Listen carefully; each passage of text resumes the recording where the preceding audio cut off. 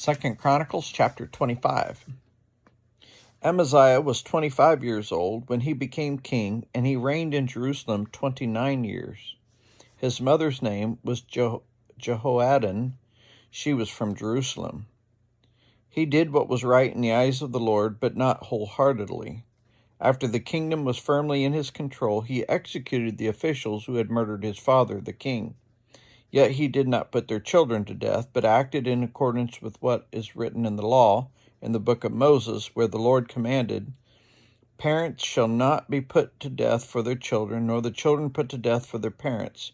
Each will die for their own sin." Amaziah called the people of Judah together and assigned them, according to their families, to commanders of thousands and commanders of hundreds for all Judah and Benjamin. Then he mustered those 20 years old or more and found out that there were 300,000 men fit for military service, able to handle the spear and shield. He also hired 100,000 fighting men from Israel for 100 talents of silver. But a man of God came to him and said, "Your Majesty, these troops from Israel must not march with you, for the Lord is not with Israel, not with any of the people of Ephraim. Even if you go and fight courageously in battle, God will overthrow you before the enemy, for God has the power to help or to overthrow." Amaziah asked the man of God, "But what about the 100 talents I paid for these Israelite troops?" The man of God replied, "The Lord can give you much more than that." So Amaziah dismissed the troops who had come to him from Ephraim and sent them home. They were furious with Judah and left for home in a great rage. Amaziah then marshaled his strength and led his army to the Valley of Salt, where he killed 10,000 men of Seir. The army of Judah also captured 10,000 men alive, took them to the top of a cliff, and threw them down so that they were all dashed to pieces. Meanwhile, the troops that Amaziah had sent back and had not allowed to take part in the war raided towns belonging to Judah from Samaria to Beth-horon. They killed 3,000 people and carried off great quantities of plunder. When Amaziah returned from slaughtering the Edomites, he brought back the gods of the people of Seir. He set them up as his own gods, bowed down to them, and burned sacrifices to them.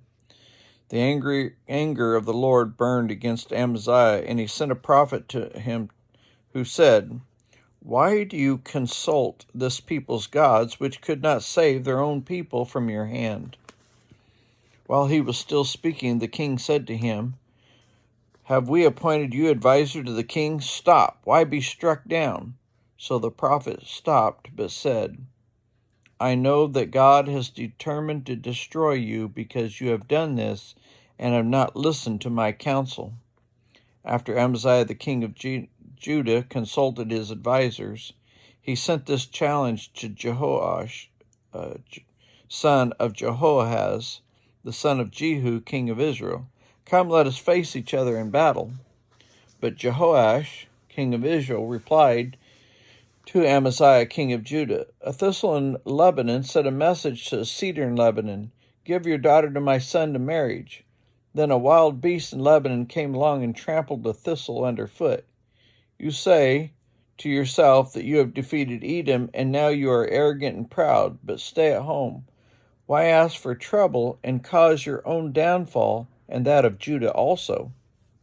Amaziah, however, would not listen, for God so worked that he might deliver them into the hands of Jehoash, because they sought the gods of Edom. So Jehoash, king of Israel, attacked. He and Amaziah, king of Judah, faced each other at Beth-shemesh in Judah. Judah was routed by Israel, and every man fled to his home. Jehoash, king of Israel, captured Amaziah, king of Judah, the son of Joash, the son of Amaziah, at Beth-shemesh. Then Jehoash brought him to Jerusalem, and broke down the wall of Jerusalem from Ephraim gate to the corner gate, a section of 400 cubits long. He took all the gold and silver and all the articles found in the temple of God that had been in the care of Obed-Edom, together with the palace treasure and the hostages, and returned to Samaria. Amaziah, son of Joash, king of Judah, lived for 15 years after the death of Joash, son of Jehoahaz, king of Israel. As for the other events of Amaziah's reign from beginning to end, are they not written in the book of the kings of Judah and Israel?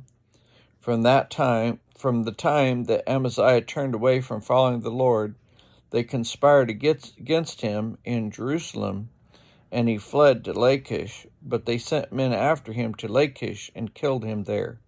He was brought back by horse and was buried with his ancestors in the city of Judah.